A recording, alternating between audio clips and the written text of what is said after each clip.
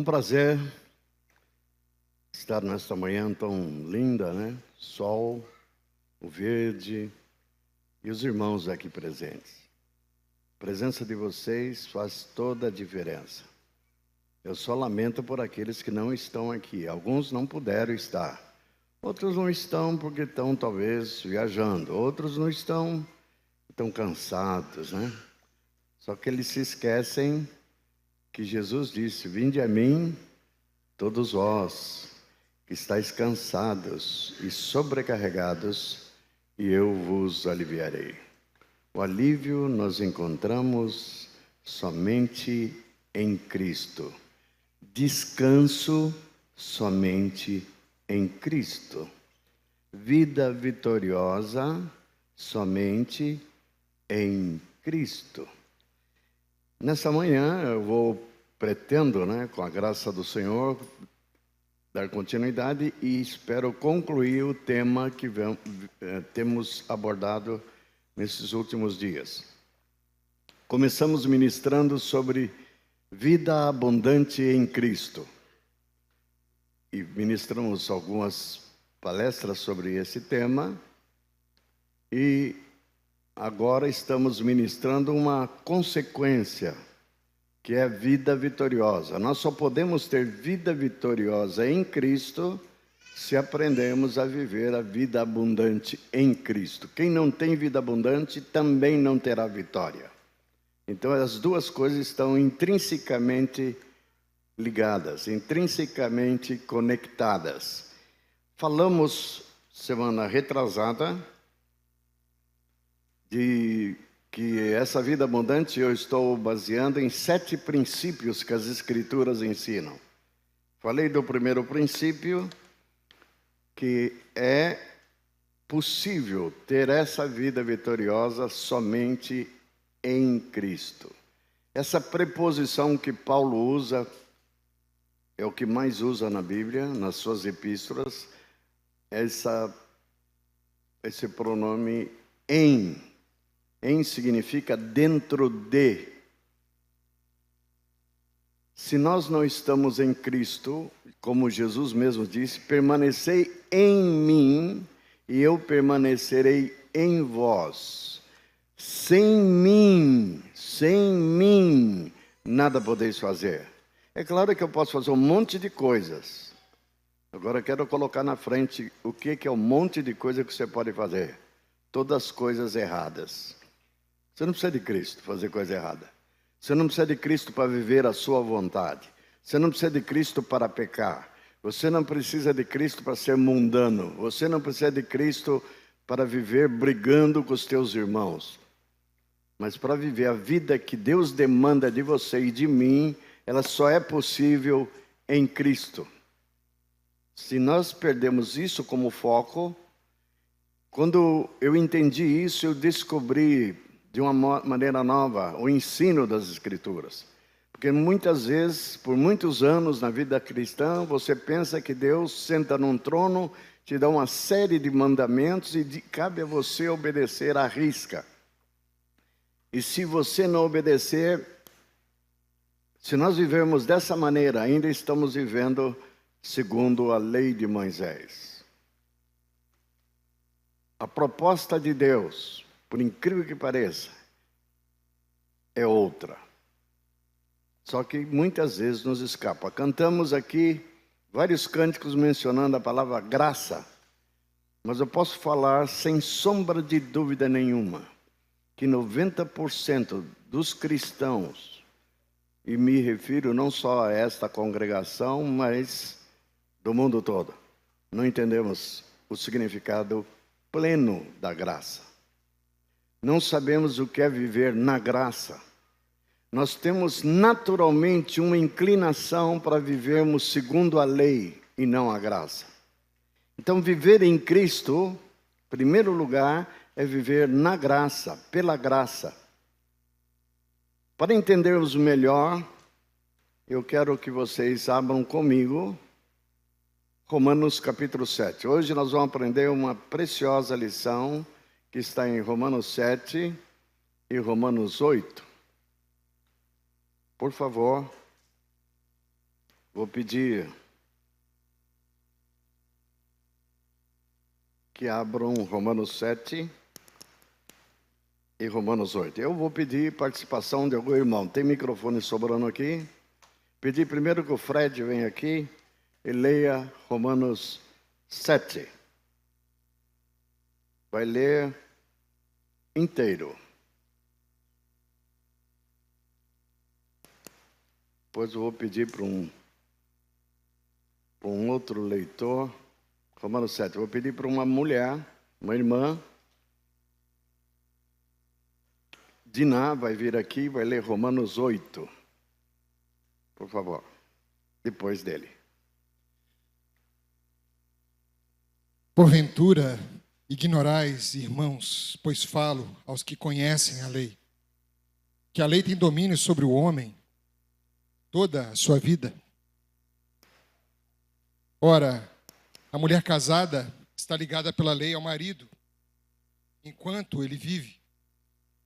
Mas se o mesmo morrer, desobrigada, ficará da lei conjugal. De sorte que será considerada adúltera, se, vivendo ainda o marido, unir-se com outro homem. Porém, se morrer o marido, estará livre da lei, e não será adúltera, se contrair novas núpcias.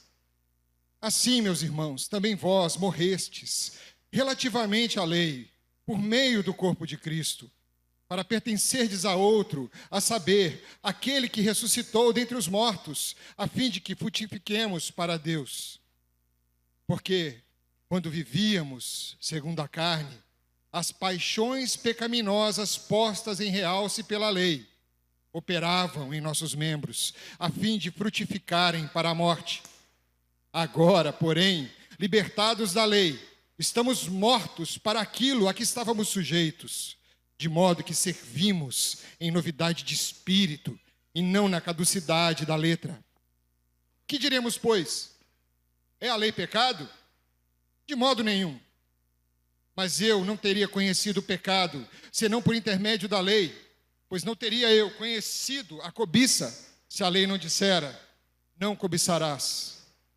Mas o pecado, tomando ocasião pelo mandamento, despertou em mim toda sorte de concupiscência, porque sem lei está morto o pecado. Outrora sem lei eu vivia, mas sobrevindo o preceito, reviveu o pecado, e eu morri. E o mandamento que me fora para a vida, verifiquei que este mesmo se me tornou para a morte. Porque o pecado, prevalecendo-se do mandamento, pelo mesmo mandamento, me enganou e me matou. Por conseguinte, a lei é santa, e o mandamento santo e justo e bom. Acaso o bom se me tornou para a morte? De modo nenhum. Pelo contrário, o pecado, para revelar-se como pecado, por meio de uma coisa boa, causou-me a morte, a fim de que, pelo mandamento, se mostrasse sobremaneira maligno. Porque bem sabemos que a lei é espiritual, eu todavia sou carnal, vendido à escravidão do pecado. Porque nem mesmo compreendo o meu próprio modo de agir, pois não faço o que prefiro e sim o que detesto. Ora, se faço o que não quero, consinto com a lei, que é boa. Neste caso, quem faz isso já não sou eu, mas o pecado que habita em mim. Porque eu sei que em mim, isto é, na minha carne, não habita bem nenhum, pois o querer o bem está em mim, não porém o efetuá-lo. Porque não faço o bem que prefiro, mas o mal que não quero, esse faço. Mas se eu faço o que não quero, já não sou eu quem faz, e sim o pecado que habita em mim. Então, ao querer fazer o bem, encontro a lei de que o mal reside em mim. Porque no tocante ao homem interior, tenho prazer na lei de Deus, mas vejo nos meus membros outra lei guerreando contra a lei da minha mente. Me faz prisioneiro da lei do pecado que está nos meus membros. Desventurado homem que sou, quem me livrará do corpo desta morte? Graças a Deus, por Jesus Cristo, nosso Senhor. De maneira que eu de mim mesmo com a mente sou escravo da lei de Deus, mas segundo a carne, da lei do pecado. Amém. Romanos 8. Agora, pois, já nenhuma condenação há para os que estão em Cristo Jesus. Porque a lei do Espírito da vida, em Cristo Jesus, te livrou da lei do pecado e da morte. Porquanto o que fora impossível à lei, no que estava enferma pela carne, isso fez Deus, enviando o seu próprio Filho, em semelhança de carne pecaminosa, e no tocante ao pecado, e com efeito, condenou Deus, na carne, o pecado, a fim de que o preceito da lei se cumprisse em nós, que não andamos segundo a carne, mas segundo o Espírito. Porque os que se inclinam para a carne cogitam das coisas da carne, mas os que se inclinam para o Espírito, das coisas do Espírito. Porque o pendor da carne dá para a morte, mas o Espírito para a vida e paz. Por isso, o pendor da carne é inimizade contra Deus, pois não está sujeito à lei de Deus, nem mesmo pode estar. Portanto, os que estão na carne não podem agradar a Deus. Vós, porém, não estáis na carne, mas no Espírito, se de fato o Espírito de Deus habita em vós. E se alguém não tem o Espírito de Cristo, esse tal não é dele. Se, porém, Cristo está em vós, o corpo, na verdade, está morto para o pecado, mas o Espírito é vida por causa da justiça. Se habita em vós o Espírito daquele que ressuscitou a Jesus dentre os mortos, esse mesmo que ressuscitou a Cristo Jesus dentre os mortos, vivificará também o vosso corpo mortal, por meio do seu Espírito que em vós habita. Assim, pois, irmãos, somos devedores, não à carne como se constrangidos a viver segundo a carne. Porque se viverdes segundo a carne, caminhais para a morte. Mas se pelo Espírito mortificares os feitos do corpo, certamente vivereis. Pois todos os que são guiados pelo Espírito de Deus são filhos de Deus. Porque não recebestes o espírito de escravidão para viverdes outra vez atemorizados, mas recebestes o espírito de adoção, baseado no qual clamamos, Abba, Pai. O próprio Espírito testifica com o nosso espírito que somos filhos de Deus. Ora, se somos filhos, somos também herdeiros, herdeiros de Deus e co-herdeiros com Cristo. Se com Ele sofremos, também com Ele seremos glorificados. Porque para mim tenho por certo que o sofrimento do tempo presente não podem ser comparados com a glória a ser revelada em nós. A ardente expectativa da criação aguarda a revelação dos filhos de Deus, pois a criação está sujeita à verdade, não voluntariamente, mas por causa daquele que a sujeitou, na esperança de que a própria criação será redimida do cativeiro da corrupção, para a liberdade da glória dos filhos de Deus. Porque sabemos que toda a criação, a um só tempo, geme e suporta angústias até agora. E não somente ela, mas também nós, que temos as primícias do Espírito, igualmente gememos em nosso íntimo, aguardando a adoção dos filhos, a redenção do nosso corpo. Porque na esperança fomos salvos. Ora, esperança que se vê não é esperança, pois o que alguém vê, como espera? Mas se esperamos o que não vemos, com paciência o aguardamos. Também o Espírito, semelhantemente, nos assiste em nossa fraqueza, porque não sabemos orar como convém. Mas o mesmo Espírito intercede por nós sobremaneira, com gemidos inexprimíveis. E aquele que sonda os corações sabe qual é a mente do Espírito, porque segundo a vontade de Deus é que ele intercede pelos santos. Sabemos que todas as coisas cooperam para o bem daqueles que amam a Deus, daqueles que são chamados segundo o seu propósito. Portanto, aos que de antemão conheceu, também os predestinou para serem conformes à imagem do Filho de Deus, a fim de que ele seja o primogênito entre muitos irmãos. E aos que predestinou, a esses também chamou. E os que chamou, a esses também justificou. E aos que justificou, a este também glorificou. Que diremos, pois, à vista dessas coisas? Se Deus é por nós, quem será contra nós? aquele que não poupou o seu próprio filho, antes por todos nós o entregou.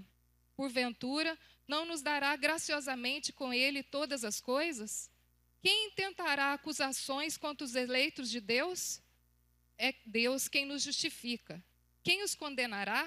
É Cristo Jesus quem morreu, ou antes quem ressuscitou, o qual está à direita de Deus e também intercede por nós.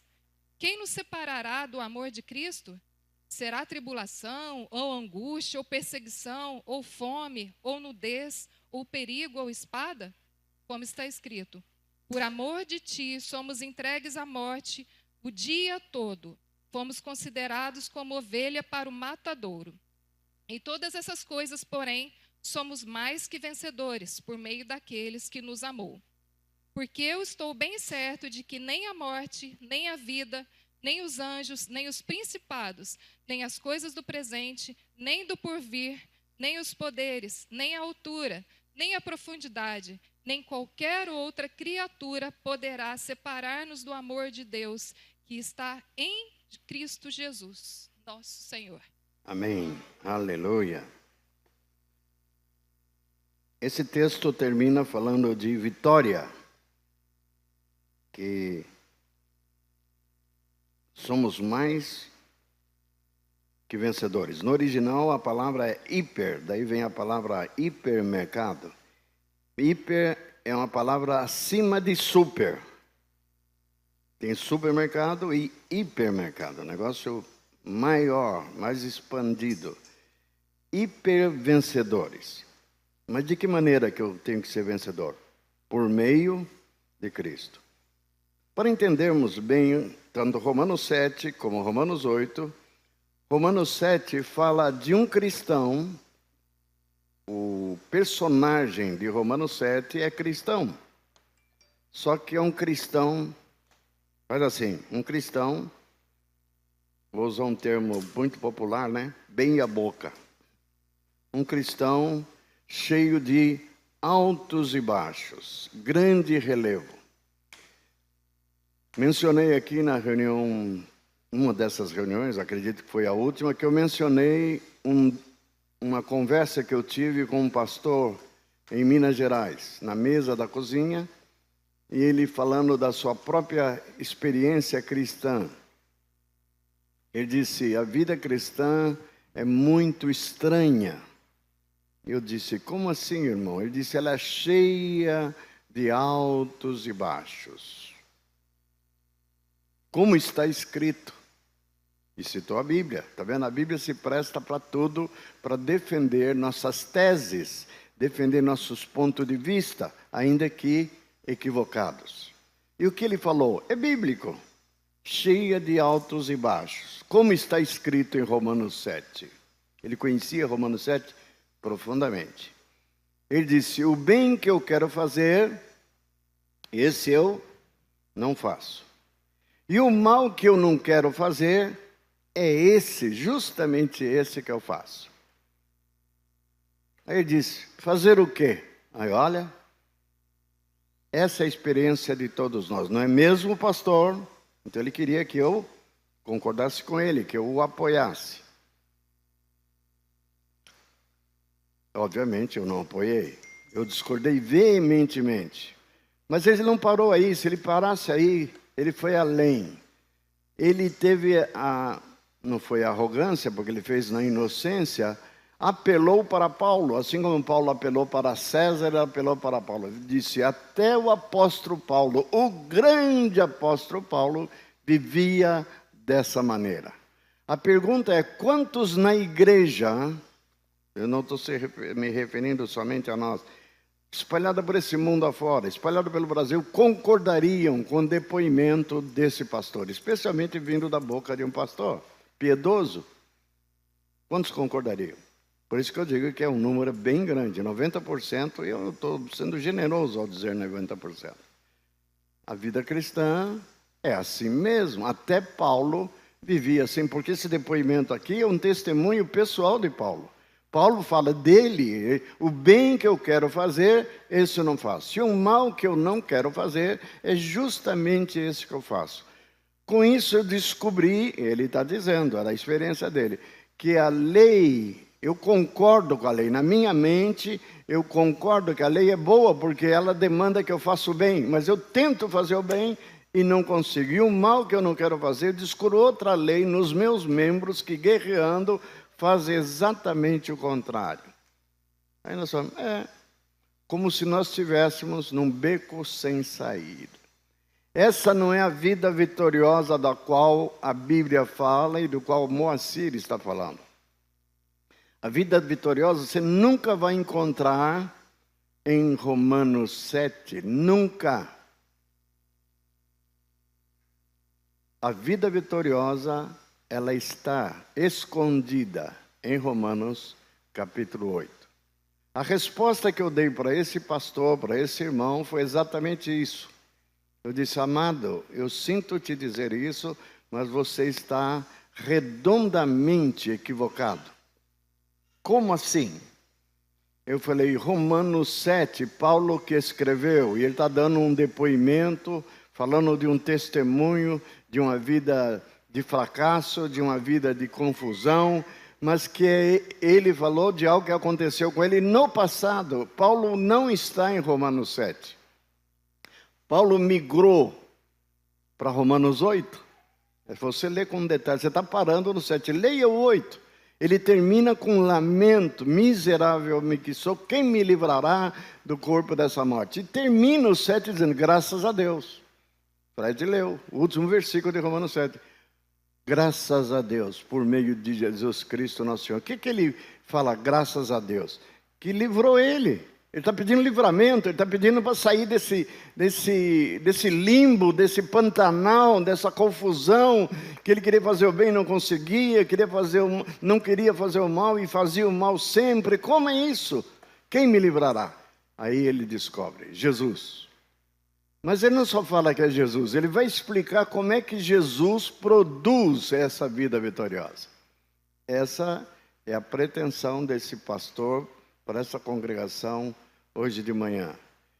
Ensinar como podemos sair de Romanos 7, uma vida de derrota, uma vida de tentativas de fazer o bem, mas não conseguimos, e vir para uma vida de vitória de Romanos 8. Mencionei que o primeiro problema está no fato do pronome pessoal que aparece em Romanos 7, 31 ou 33 vezes, caso direto e indireto. Pronome direto ou do caso oblíquo. Me, mim. O eu é o centro. O bem que eu, Moacir, quero fazer, esse eu não consigo fazer. O mal que eu, Moacir, não quero fazer, é esse que eu faço. Sempre eu.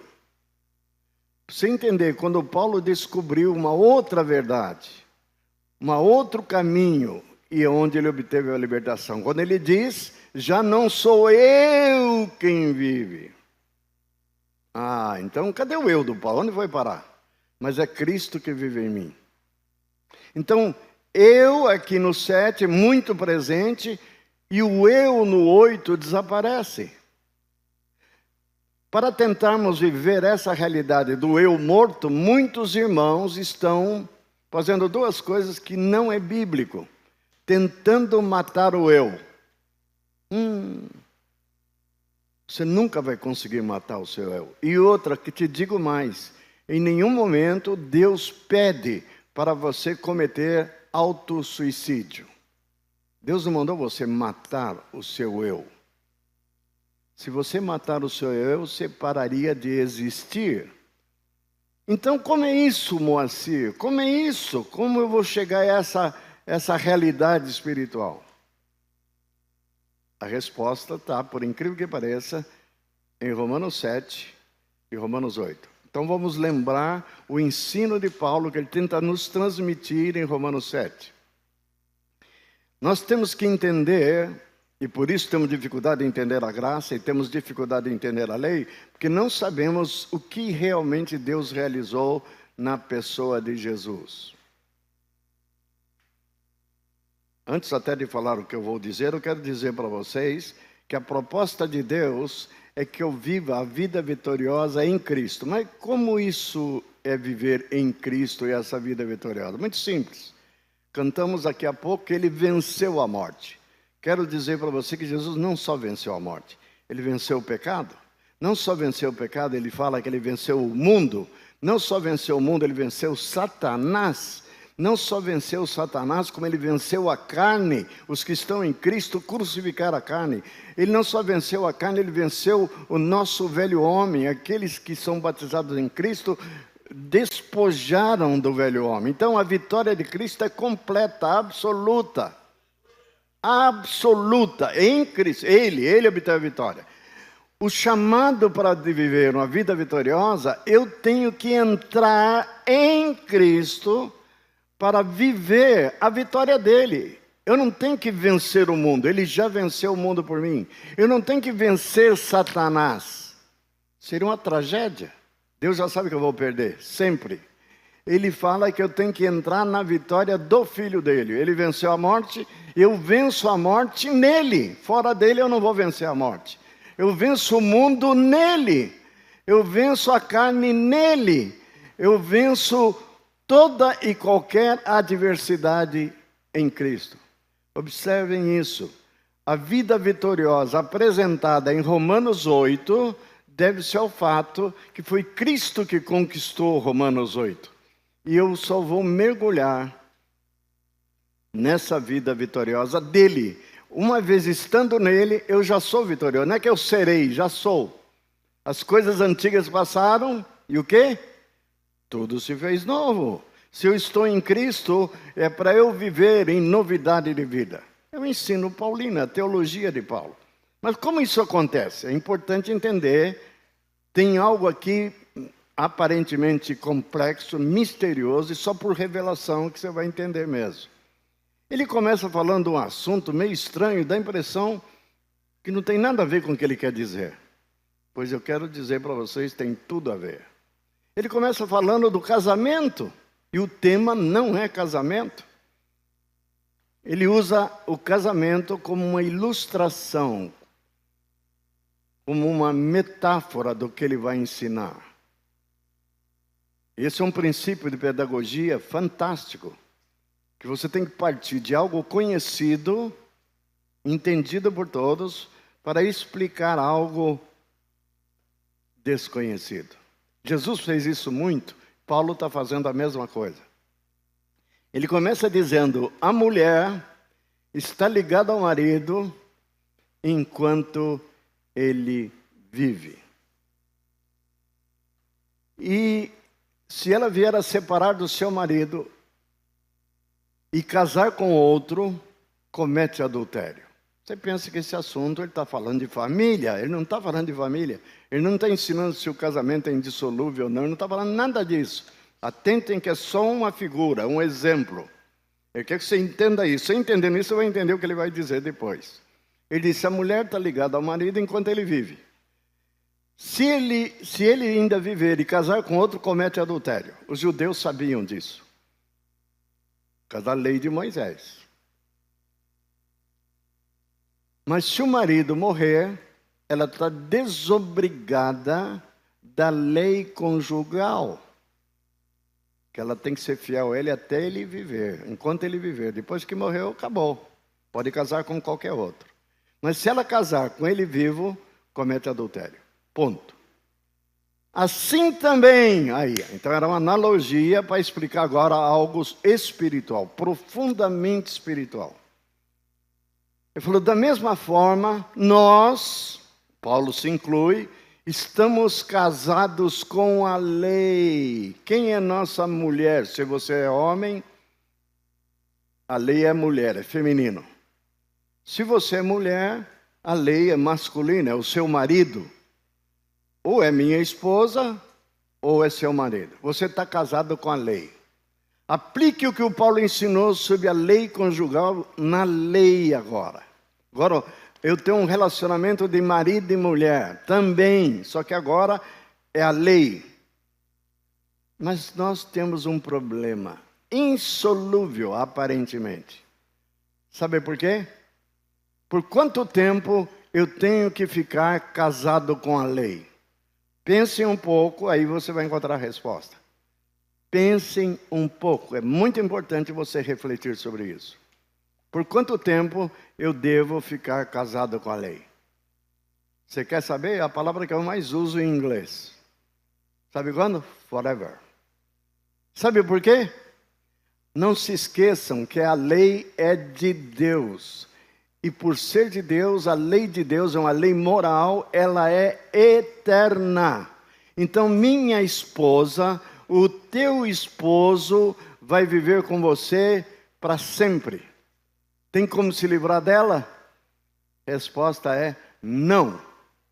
E a lei que diz, a lei, é essa que você está desposado.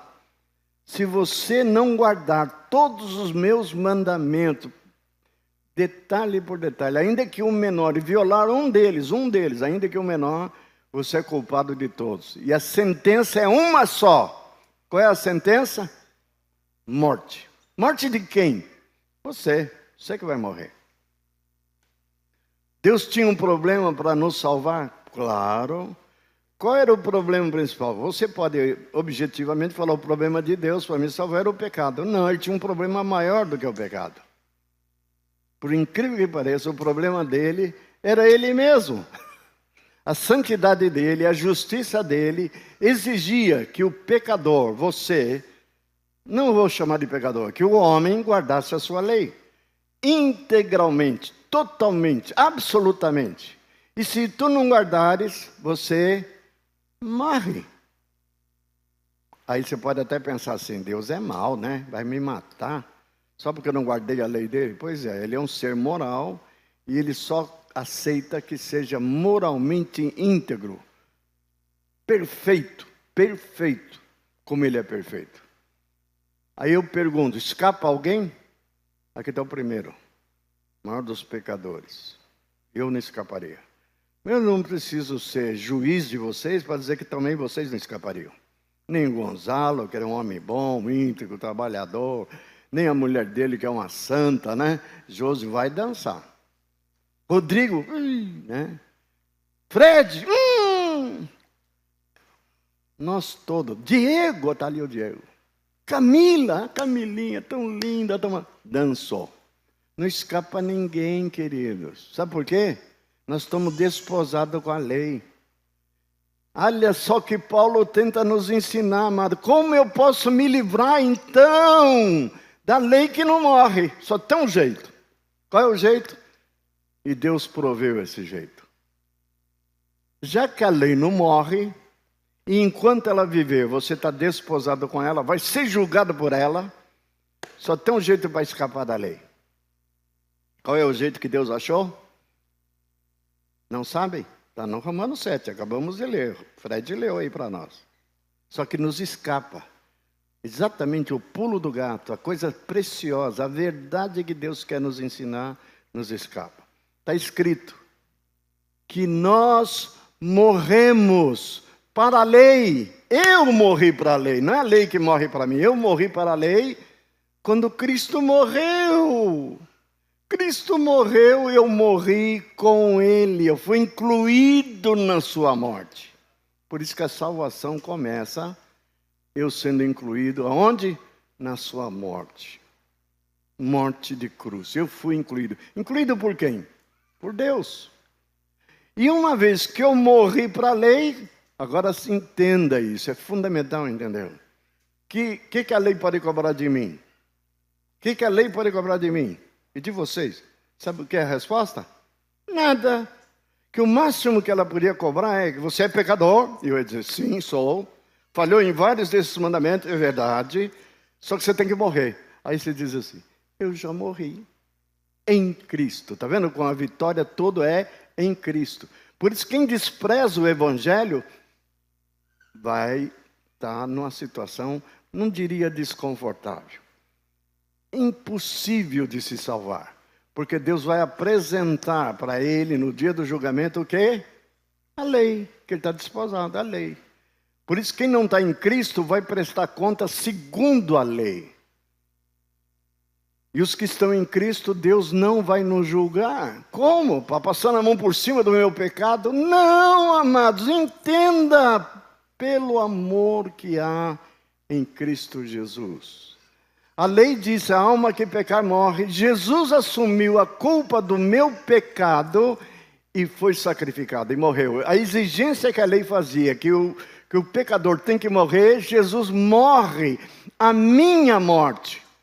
Morre a parte que me cabia das violações da lei. E ao morrer, no meu lugar, a lei foi cumprida. Deus fez justiça. Por isso que o Evangelho de Romanos chama, o tema principal é justiça de Deus. Nele fomos feitos justiça de Deus. Por que ele deu o Filho dele? Para que ele se tornasse justo e ao mesmo tempo justificador de todos que estão em Cristo. Portanto, a salvação só é possível em Cristo. A salvação só é possível no Evangelho. Fora do Evangelho não há salvação. Pedro entendeu tão bem isso que diz, debaixo do céu não há nenhum outro nome. Não há e nem haverá. Pelo qual importa que sejamos salvos. Tem gente querendo salvar por São Jorge, por Maria, por Nossa Senhora da Aparecida. Não perca seu tempo. Por mais santo que seja, a Bíblia não nega, diz que nós somos contra o santo. Não somos.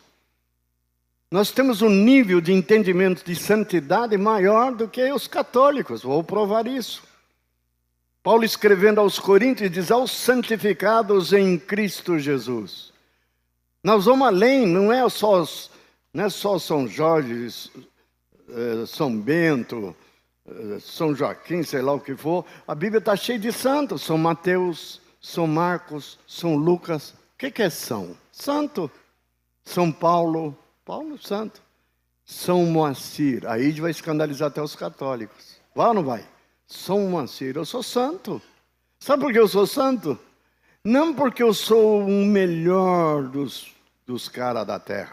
Não porque o meu comportamento é totalmente, é e será irrepreensível. Não é isso. A santidade que eu tenho é a santidade que me foi outorgada em Cristo. Ele quitou minha dívida totalmente. E se você não acredita nisso, você precisa se converter ainda. Ele me quitou minha dívida totalmente. Passado, presente e futuro. Essas coisas vos escrevi para que não pequeis. No entanto, se alguém pecar, eu peco ainda hoje, aqui está um pecador.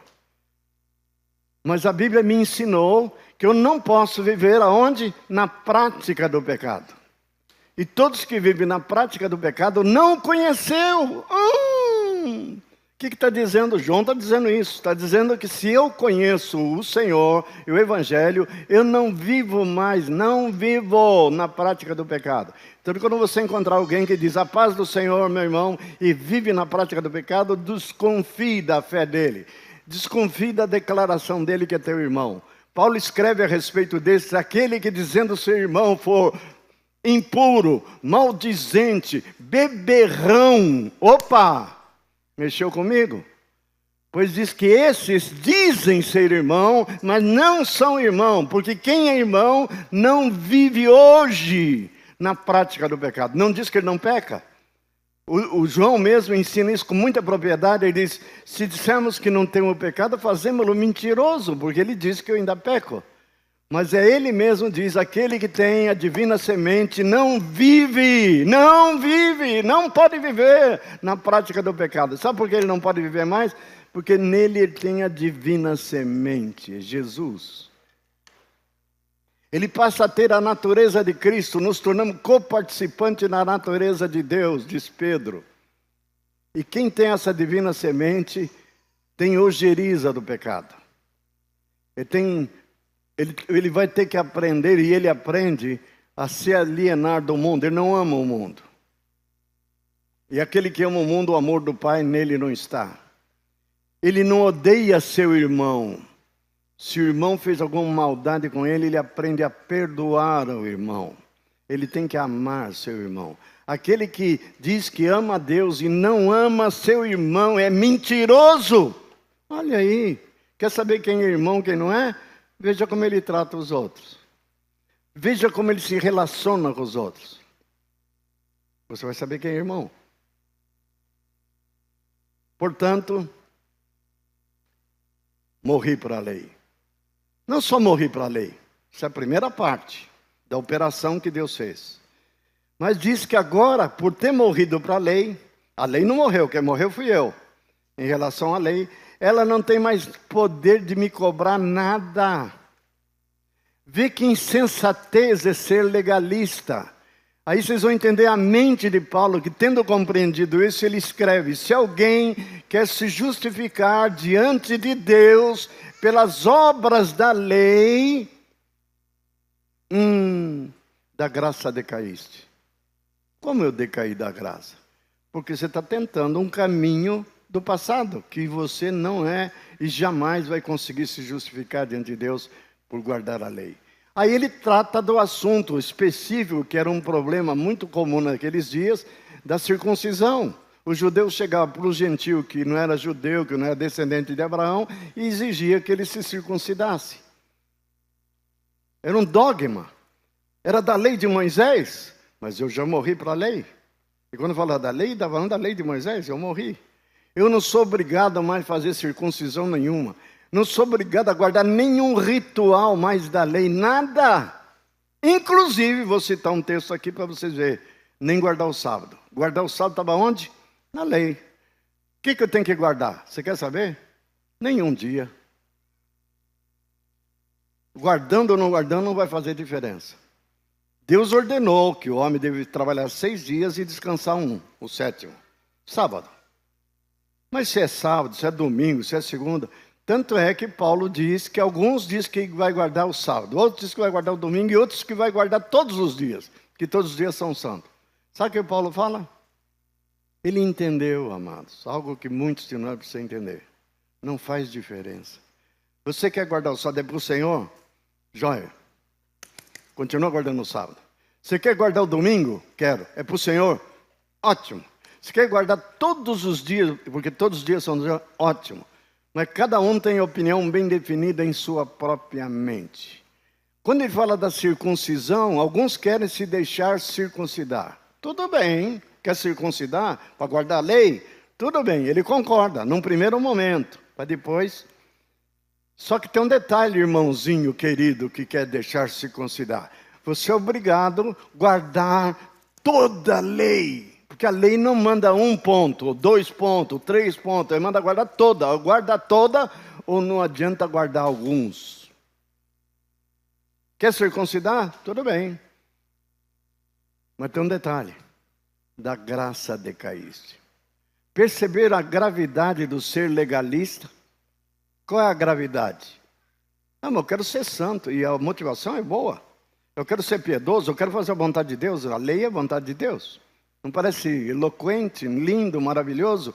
Só que tem um detalhe. Se você tenta se justificar diante de Deus pelas obras da lei, da graça decaíste. Quer viver na graça? Então você tem que entender de uma vez por todas que você morreu para a lei. Em Cristo. Eu morri de uma única maneira, por estar em Cristo. Mas não só morri. Sabe o que aconteceu? O que a Bíblia fala? Aleluia. Fala que você ressuscitou juntamente com Ele. Para que você ressuscitou? Para viver em novidade de vida. É o que Paulo ensina em Romanos 7. Você morreu para a lei para desposar outro. Esse outro aqui lindo e maravilhoso. Quem é esse outro marido que se apresenta para me desposar? Quem é? Quem é o marido? Nada mais, nada menos que Jesus, o Senhor Jesus. Ou seja, eu não tenho mais compromisso com a lei, mas tenho um compromisso agora com meu novo esposo, marido. E a ele que eu devo sujeitar-me, a ele que eu devo viver. Por isso que quem ressuscita, quem sai da água do batismo, se torna nova criação, nova criatura, para viver em novidade de vida, não tendo mais nada a ver com a lei, mas você é convidado para viver na graça. Viver na graça, como é isso, Moacir?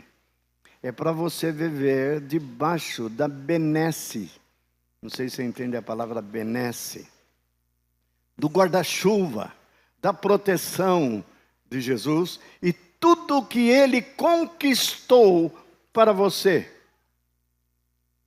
Ele conquistou o que eu mencionei há pouco. Vitória sobre a morte, vitória sobre o pecado, vitória sobre o mundo, vitória sobre Satanás, vitória sobre a carne, vitória sobre o velho homem, vitória sobre o seu temperamento ruim. Vinde a mim e aprendei de mim, que sou manso e humilde de coração. Manso. Eu não sou manso, de natureza eu não sou manso, mas eu já morri. E eu posso aprender a ser manso como Jesus é manso. Eu nunca suportaria um ato de injustiça contra mim. Eu partia para a briga. Hoje Jesus falou assim: se alguém te ferir numa face, volta-lhe a outra. Faz parte da minha natureza isso? Faz parte da sua? Eu não só não aceitava isso, como eu chamava de banana, frouxo. Quem apanha e fica quieto. Quem apanha e abaixa a cabeça. É um covarde. Estou certo ou errado? Segundo o mundo eu estou certo. Segundo Jesus, estou errado. Jesus não só quer que você não faça o mal, mas você aprender a suportar o mal que te fazem. Não só suportar no sentido... Não. Sorrindo, fazer o bem para quem está te fazendo o mal. Isso é impossível, Moacir. É impossível para o Moacir fazer, mas Cristo faz. Ou não faz? Então, por isso que você tem que viver sua vida plena nele. Vivendo nele, você é capaz de fazer coisas que só ele é capaz de fazer. Só isso. Jesus rouba? Não. Roubou algum dia? Não. Jesus falou mal de alguém? Não. Jesus blasfema? Não. Você vai botar todos os pecados do mundo na boca de Jesus. Por isso que está escrito: nunca fez o mal. Nunca. Dolo algum se achou em sua boca. Dolo algum se achou em sua boca. Deixa eu terminar o diálogo aqui. Está difícil. Vai lá ver o que ele quer. Está falando com você.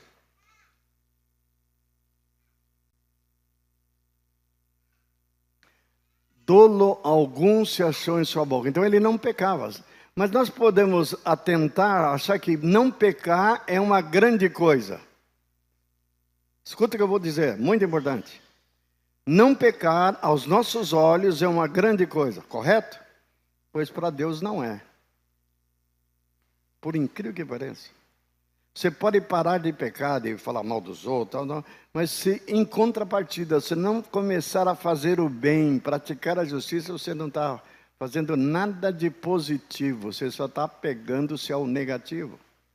Nós pensamos que Jesus era santo porque ele não pecava, pois fiquem certos disso, que Jesus era santo não porque ele não fazia o mal, mas que diz Atos 10, 38, ele ia por toda parte, fazendo o quê? O bem. Ele chama para nós nos tornarmos ligados a ele, permanecer em mim, eu permanecerei em vós, sem mim nada podeis fazer. Não pode fazer no sentido de abandonar o mal, vocês vão continuar fazendo o mal, e não vão conseguir fazer o bem que eu demando de vocês. Não vão conseguir. Sem mim, nada podeis fazer. Amém? Desposado com a lei, em Cristo eu morro para a lei.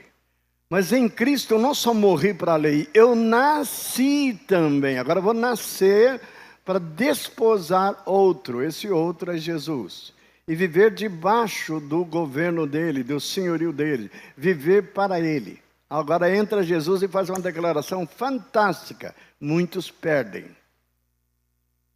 Tem muita gente querendo obedecer Jesus.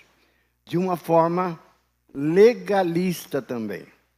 Como é isso, Moacir? Me explique. Bom, antes eu tinha que obedecer a lei de Moisés, agora eu tenho que obedecer a lei do Novo Testamento. Maridos, amai vossas mulheres como Cristo amou a igreja. Amai-vos uns aos outros assim como eu vos amei. Perdoai-vos uns aos outros assim como eu perdoei. Pegamos esses mandamentos. Pais, criai vossos filhos na disciplina e admoestação do Senhor. Não provoqueis vossos filhos a ira. Sede generosos, servi uns aos outros. Então tem N mandamentos. Não adulterarás, também está na Bíblia, no Velho Testamento. No Novo está um nível muito mais elevado. Jesus que disse, aquele que olhar para uma mulher com intenção impura já adulterou no seu coração. Ou seja, as demandas do Novo são superiores às demandas do velho. E Jesus fala assim, está aqui os mandamentos, que agora eu sou o Senhor da sua vida, dá o teu jeito, te vira. De novo caímos na lei, mesmo princípio. Eu sou capaz de guardar os mandamentos de Jesus? Responda para mim, seja sincero consigo mesmo. Qual deles você é capaz de guardar? Você quer saber? Nenhum.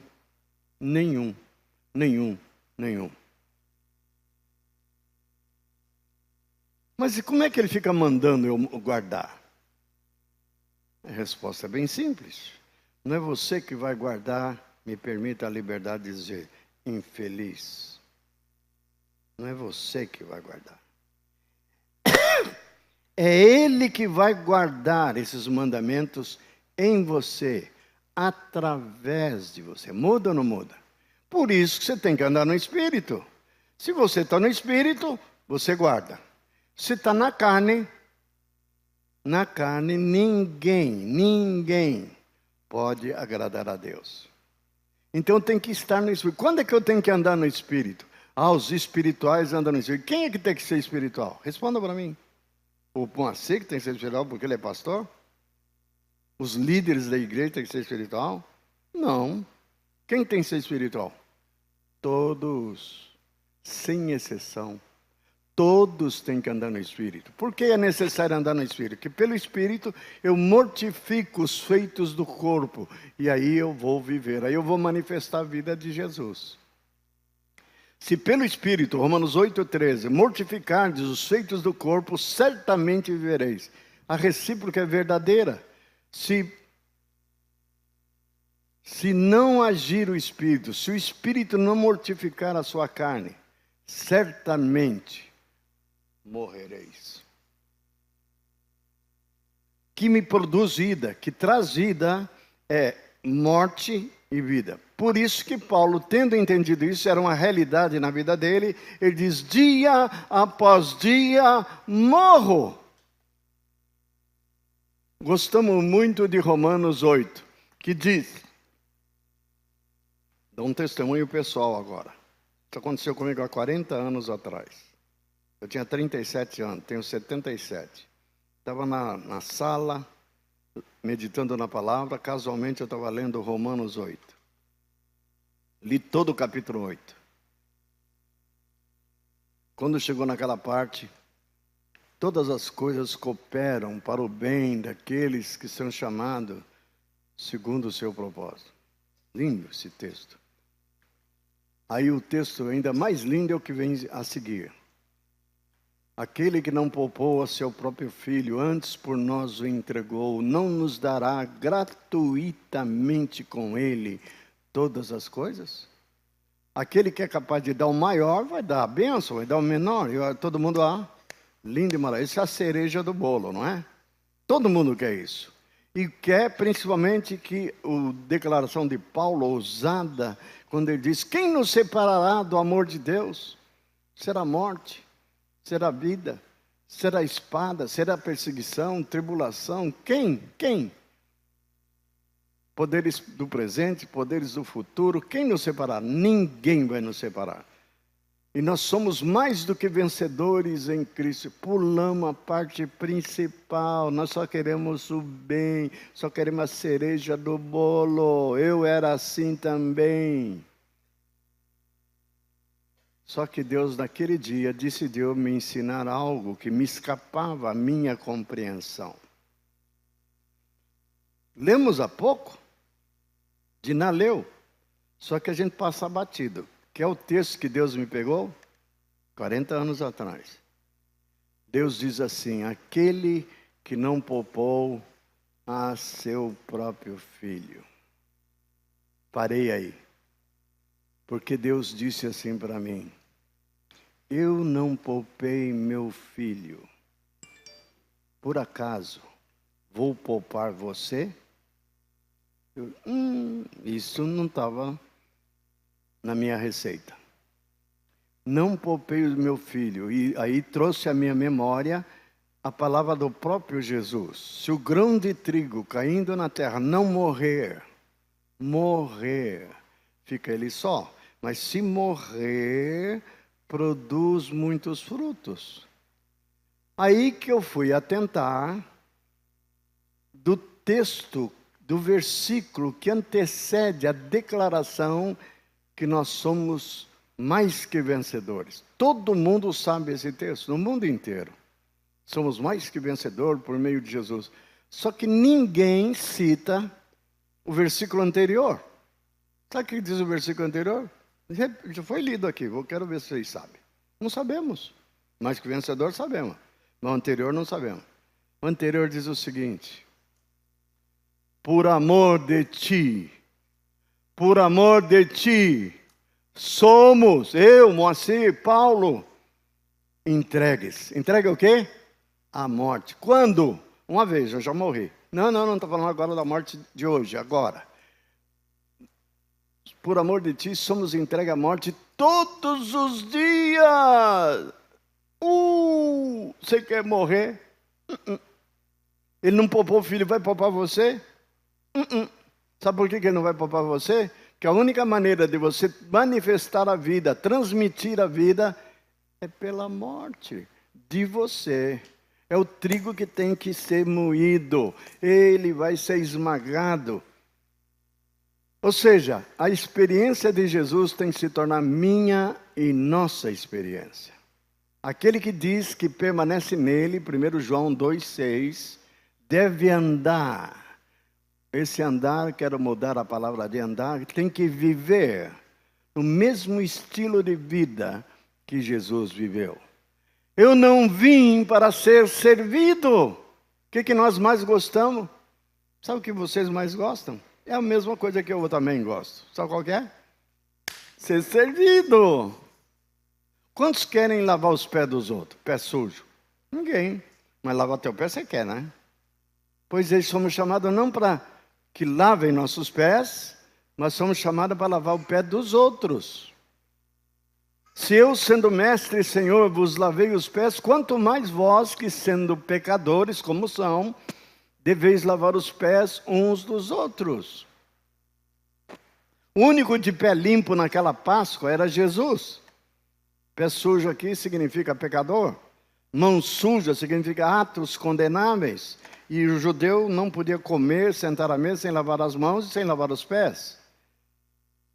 E justo Jesus que pega a bacia, a toalha e lava os pés sujos dos discípulos. A gente lê isso e não percebe. O Deus criador dos céus e da terra, o verbo Logos de Deus que se fez carne, estava ali. Pensa na cena. Deus de joelho diante de um pecador ou de pecadores, lavando-lhes os pés. Deus de joelho. Muito humilhante. Pois é, eu sou mestre Senhor, eu sou o Deus do universo, lavei o pé de vocês, vocês não podem lavar o pé um do outro? Isso é morrer para si mesmo, pelos seus interesses. E o ensino de Jesus nesse contexto é, ele tomou iniciativa. Nós queremos ser amados. Quantos aqui querem ser amados? Levanta a mão. Quantos? Sabe o que Deus tem para você dizer nesta manhã? Para baixar a mão. Quer ser amado? Muito amado? Então ame primeiro. Só isso. Ame primeiro. O que Jesus fez por nós? Simples. Ainda que nós declaramos que Ele morreu por nós. Sabe o que Ele fez? Por nós? Simples. Nos amou primeiro. O Pai, o que o Pai fez por nós? Nos amou primeiro. Diz assim, que Deus prova o seu amor para conosco pelo fato de ter Cristo morrido na cruz pelos nossos pecados. Quando nós éramos ainda o quê? Pecadores. Nós éramos ainda o quê? Inimigos de Deus, Ele morreu por nós. Ou seja, o Pai tomou a iniciativa, o Filho tomou a iniciativa, primeiro Ele nos amou. Por Ele ter nos amado primeiro, Ele espera algo de nós. Sabe o que Ele espera? Ele diz assim, aquele que me ama, você diz que ama Ele? Então guarda os meus mandamentos. Ele ama você primeiro, Ele não manda, ainda que Ele veio para ser Senhor, mas Ele não veio para ser Senhor primeiro. Você quer saber o que é o Deus revelado no Velho Testamento? É o Senhor. Eu sou o Senhor teu Deus.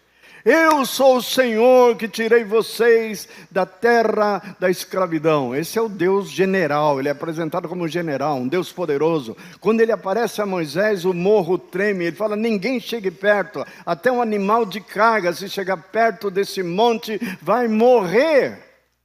Esse é o Senhor.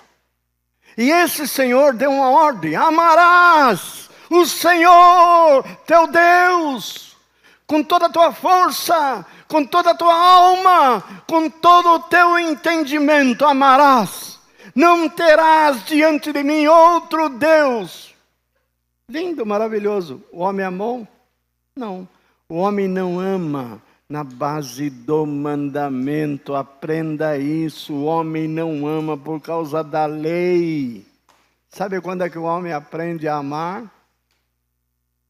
Sabe quando? Tem um jeito, tem um caminho. Quando ele é amado. Ama. O que Deus fez? Deus sabendo disso, Ele sabia. Eu ficar dando ordens para Ele, dando leis para Ele, não vai adiantar nada. Vamos continuar pecador. A lei só vai servir para pôr em evidência a maldade e o pecado deles.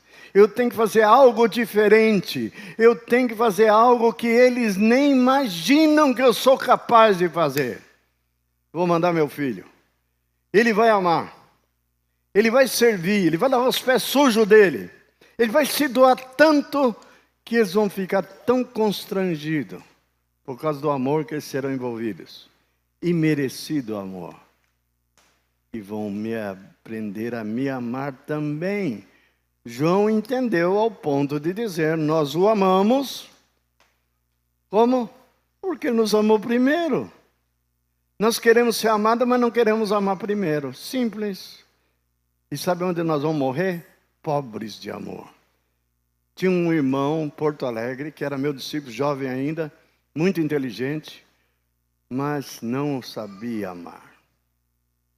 Foi para os Estados Unidos e deixou uma menina aqui no Rio de Janeiro que ele gostava muito dela. Muito bonita, filha de um desembargador, tinha posses e foi embora. E disse para ela, quando eu voltar, vou casar com você. Ela disse, tudo bem.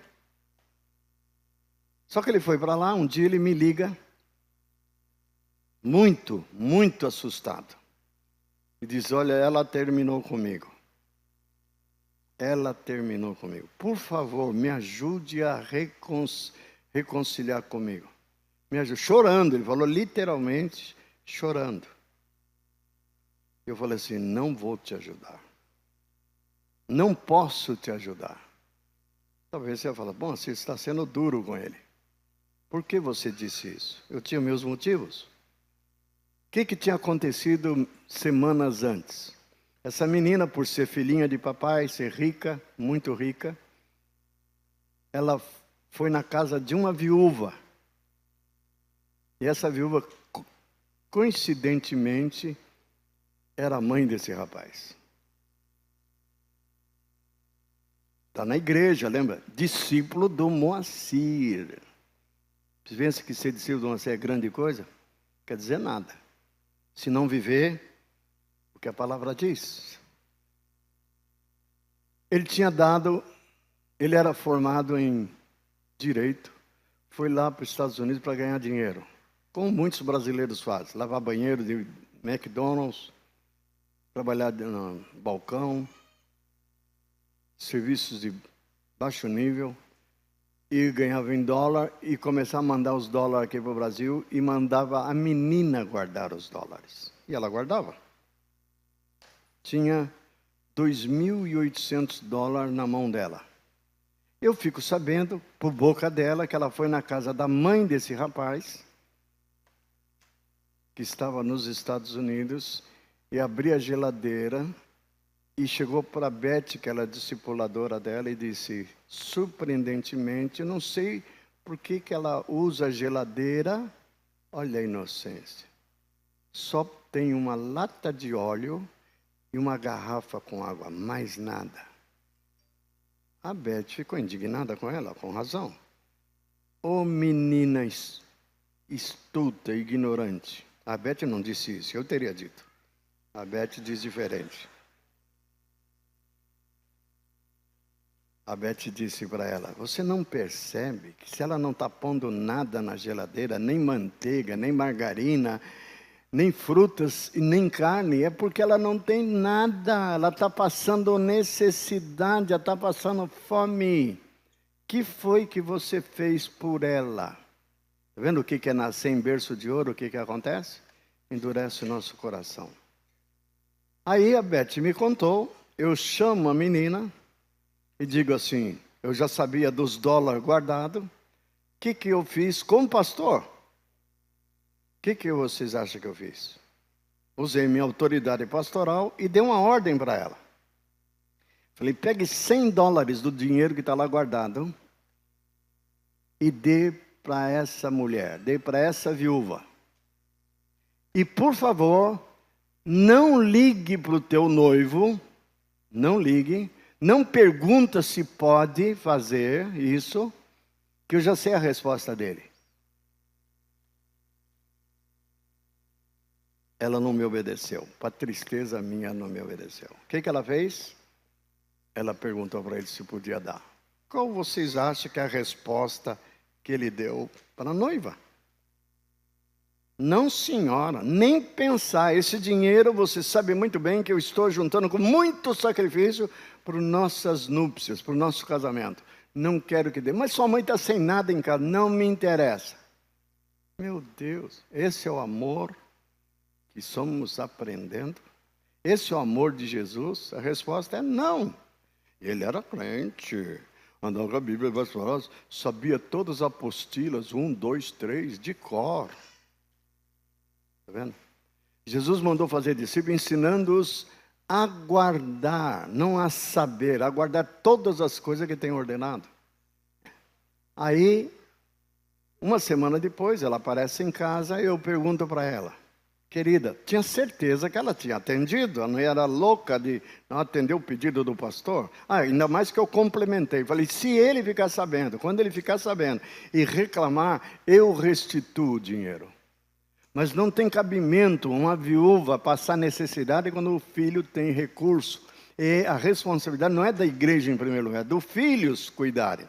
Então, por favor, dê esse dinheiro para ela. Caso ele reclame, eu o reembolso.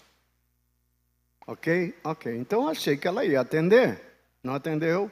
Uma semana depois, eu pergunto para ela, e aí, você deu os $100 que eu te falei para a viúva? Ela baixou a cabeça. Não acredito. Você não deu? Não. Aí eu fiz a segunda pergunta.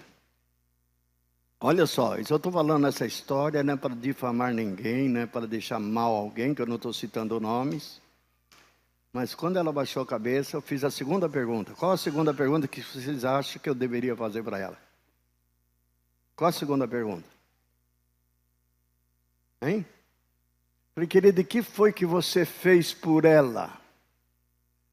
O que foi que você deu para ela? Você deu, ou não era a responsabilidade dela? Claro que era. Ainda mais que ela tinha posses. Custava ela fazer uma cestinha básica e levar lá para vivo, já que não vai dar o dinheiro do rapaz. E ela tinha que fazer. Ela fez. A terceira coisa que eu falei para ela. Veja se eu agi errado. Eu disse, vocês dois se merecem. Se ele faz isso, na verdade eu estou falando uma profecia. Fácil de acertar. Vocês dois se merecem. Se ele faz isso com a mãe dele hoje, você nem imagina do que ele é capaz de fazer com você. Ela levou um susto. Na mesma hora ela disse, eu acho que não vai dar para continuar esse namoro. Problema seu, eu estou torcendo para que vocês dois se casem. Vai ser muito bom para ele e para você. Ela falou, vou esperar ele chegar aqui, ele estava para vir dos Estados Unidos, daí uns 3 meses, vou esperá-lo chegar aqui e vou terminar.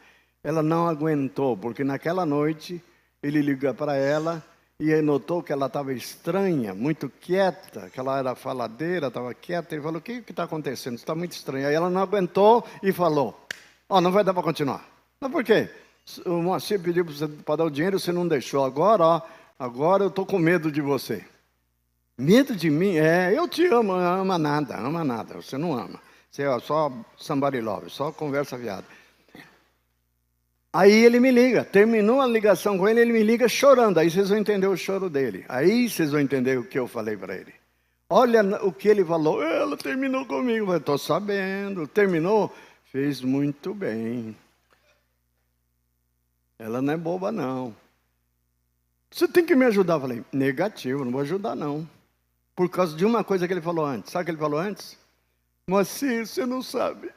Olha o que ele fala, é revelador, irmãos. Moacir, sabe onde eu estou dormindo? No corredor do prédio. Ele estava numa república de cristãos, de irmãos. Tinha 4 ou 5 irmãos cristãos, ele era um deles. Eles me expulsaram do apartamento. Botaram eu para dormir no corredor. Por que te expulsaram? Porque eu não quis pagar a minha parte. Não ajudei no aluguel, não ajudei na comida. Você sabe por quê, né? Eu estou juntando dinheiro. Eu falei, seu miserável. É merecido, você está colhendo o que você está plantando. Aí ele falou, não parou aí, ele falou mais coisa. Ninguém me ama. Eu chamo de complexo Nat King Cole. Ninguém me ama. Ninguém me quer. A vida passa. E eu sem ninguém. Ele disse, eu não tenho ninguém que me ama. Eu estava 2 anos nos Estados Unidos. Ninguém me ama aqui. Eu não tenho um amigo sequer. Aí ele falou, e a única pessoa no Brasil que me amava, eu perdi. Você perdeu. Interessante. Sabe por que você perdeu? Porque você é um mão de vaca. Você é um miserável. Você é um avarento. E é o que você merece. É a colheita que você está tendo. Eu não vou te ajudar. Você que tem que vir aqui, mudar de vida e reconquistar essa menina. Mas eu não posso fazer nada por você. Pode me achar mal e duro. Mas é assim que devemos agir com pessoas que se dizem irmãos, se dizem cristãos e agem dessa maneira. A nossa identidade como discípulo. Você é discípulo não é porque participa de algum discipulado. Você é discípulo se tiver desamor uns pelos outros. Verdadeiramente sois meus discípulos. Ou você aprende a amar, a se doar, a servir, ou você é uma enganação. Você é um pseudo-discípulo, você é um enganador, você é um religioso, mas não um discípulo de verdade. Amém? Isso é o Evangelho. Estou falando nada mais do que o Evangelho. Eu, como pastor, já passei muitas experiências. E cada vez eu fico mais chocado com a pobreza de Cristo na vida dos irmãos. Pobreza. Eu não estou falando de um irmão qualquer, a grande maioria. Tem uma casquinha, um verniz. Quando a coisa pega,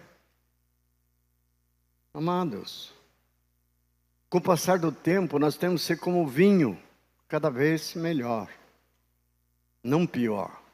não regredir, não desviar, nunca. Quero terminar por aqui. Tem mais para falar, mas é melhor parar por aqui. Espero que isso seja suficiente. O que é viver na graça? Viver pela vida de um outro. Isso é viver na graça. A salvação é o que Ele fez por nós. Alguns param aqui. Ele morreu por nós, na cruz. Vê só a oração dos irmãos. Senhor, muito obrigado por ter morrido na cruz por nossos pecados. Amém. Para aí. Não. Ele morreu na cruz, é o primeiro passo, é o fundamento do Evangelho. Mas Ele diz que quer viver a vida dele em nós. Em nós. Aquele que não tem o Espírito de Cristo, está em Romanos 8. Esse tal não é dele. Não é dele. O Espírito tem que estar aqui dentro. Por que o Espírito tem que estar aqui dentro? Para eu viver agora uma vida de novidade. Viver com Ele operando. Então há uma salvação que é feita fora, mas é uma salvação que é feita aqui dentro. Ele quer me transformar na sua imagem e semelhança, seja em caráter, seja em conduta, em obras, em atos.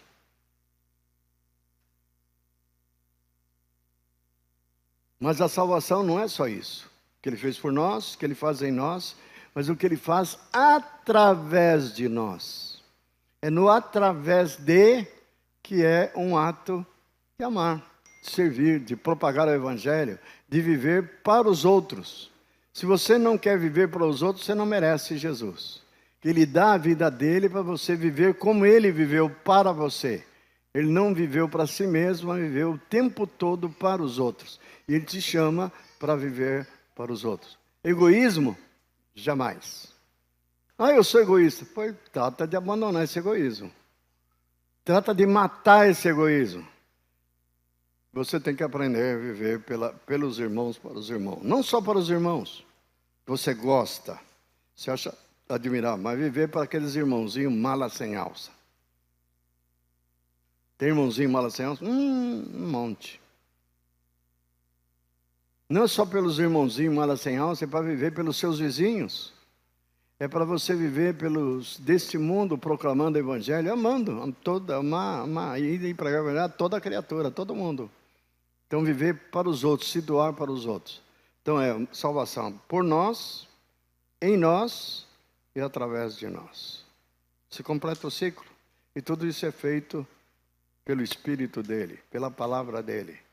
Esse é o chamamento para o Moacir e para vocês. Amém? Ninguém que está aqui nesta manhã está isento de praticar essas coisas.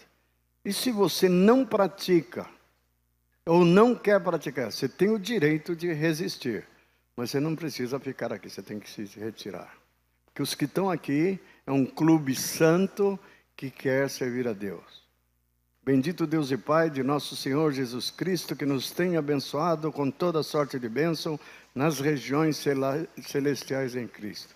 Aquele que nos escolheu nele, esse nele é Jesus, antes da fundação do mundo. Para quê?